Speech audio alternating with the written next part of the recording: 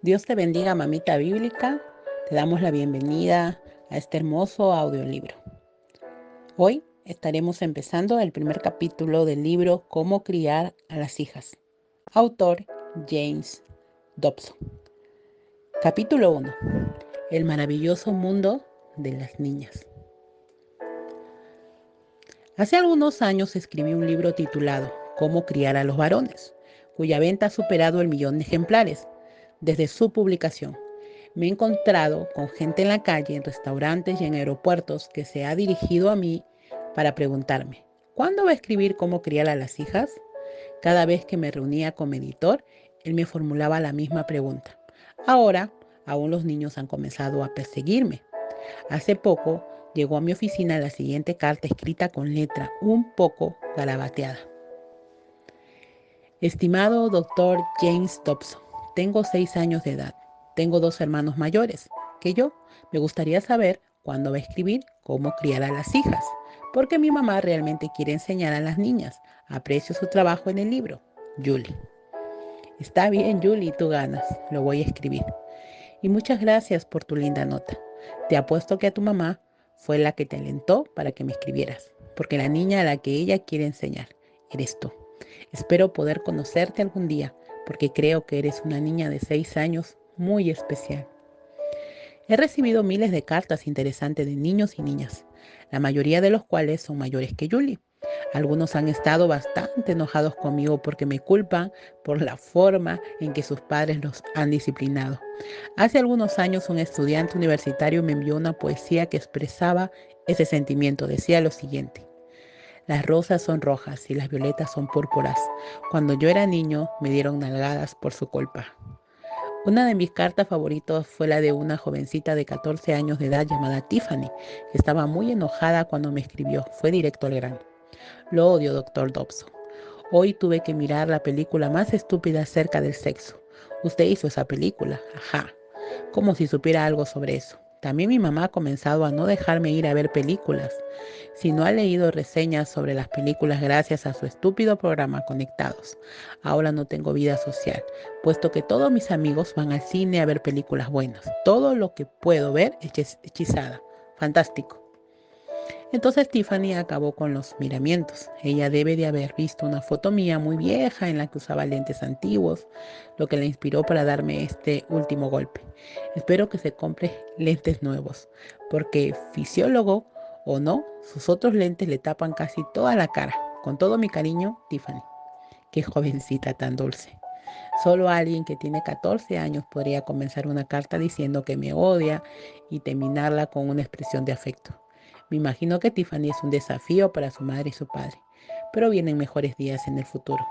Los padres a los cuales les estoy dando asesoramiento hoy eran muchachos irritables como Tiffany, cuando escribí mi primer libro sobre la crianza de hijos, pero ahora ha sucedido algo hasta cierto punto gracioso. Ellos han criado y han producido sus propios hijos de voluntad firme y están buscando ayuda. Es gratificante para mí observar a una segunda generación de mamás y papás aprendiendo cómo tratar con los mismos asuntos y problemas que ellos les dieron a sus padres hace 25 años. ¿Quién sabe? Tal vez tendré la oportunidad de aconsejar a una tercera generación cuando Tiffany tenga su primer bebé. Ella y otras jóvenes mamás de su generación verán entonces las cosas desde una perspectiva completamente diferente. Sin embargo, me estoy adelantando demasiado. El título que he elegido para este libro, Cómo criar a las hijas, expone una aseveración fundamental. Asume que la responsabilidad de un padre y de una madre no es solo supervisar el crecimiento y desarrollo de sus hijas e hijos, sino criarlos con un propósito, inculcarles ciertas cualidades y rasgos de carácter. El sabio rey Salomón se refirió a esta obligación hace más de 2900 años cuando escribió: dirige a tus hijos por el camino correcto, y cuando sean mayores no lo abandonarán. Proverbios capítulo 22, versículo 6. El apóstol Pablo agregó otra dimensión cuando dijo: padres, no hagan enojar a sus hijos con la forma en que los tratan. Más bien, críenlos con la disciplina e instrucción que proviene del Señor. Efesios capítulo 6, versículo 4. Piense por un momento en lo que implican estos versículos bíblicos. ¿Significa que a un niño se le debe enseñar a reverenciar a Dios y a su Hijo Jesucristo y a entender la dimensión espiritual de la vida? Sí, ese es el significado principal y el más importante, pero creo que nos instruyen a hacer más que eso. Los hijos son un don de Dios y nosotros somos mayordomos de su bienestar. Instruir a un hijo o hija en este sentido significa ayudarlos a navegar los campos minados culturales que se encuentran en su camino, inculcándoles valores, talentos y principios eternos. Significa enseñarles el aprecio por la verdad, el ser dignos de confianza, la autodisciplina, el tener dominio propio, la generosidad y un espíritu dulce. Significa enseñarles a ser modestos, a tener principios morales y a ser bien educados. Significa enseñarles a vencer la inclinación natural hacia el egoísmo, la agresividad, la violencia y la negligencia.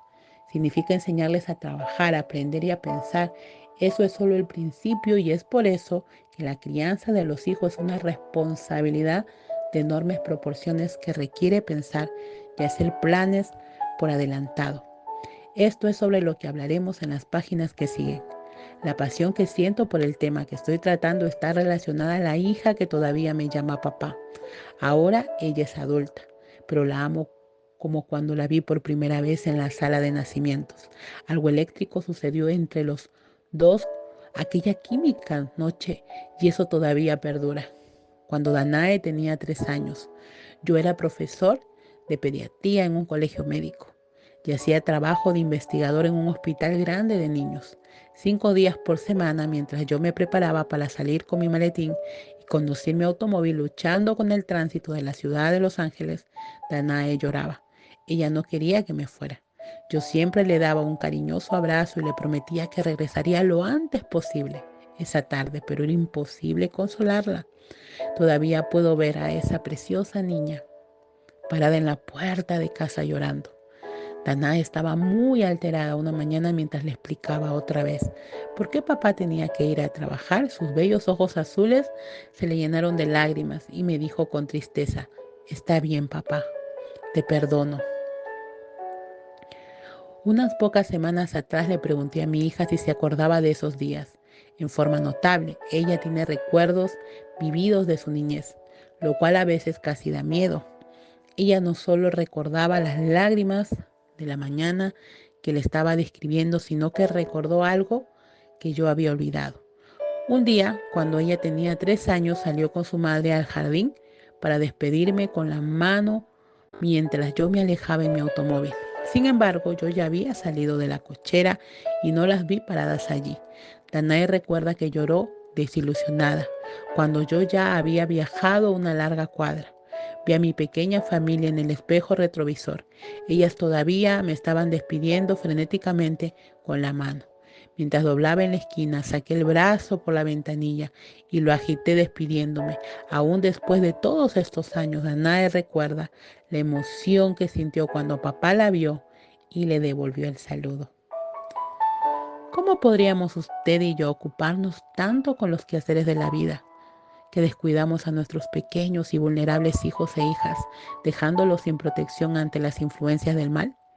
¿Cómo podríamos fallar en darles el afecto y la atención que ansían? ¿Y cómo podríamos mandarlos a un mundo peligroso sin proporcionarles una base segura que los mantenga firmes? No hay ninguna otra prioridad que se acerque a esta responsabilidad de dirigir a nuestros hijos por el camino correcto, como dijo Salomón. Esto es lo que trataremos en las páginas que siguen. Analizaremos información, enfoques, respuestas, soluciones, recomendaciones que han resistido el paso del tiempo.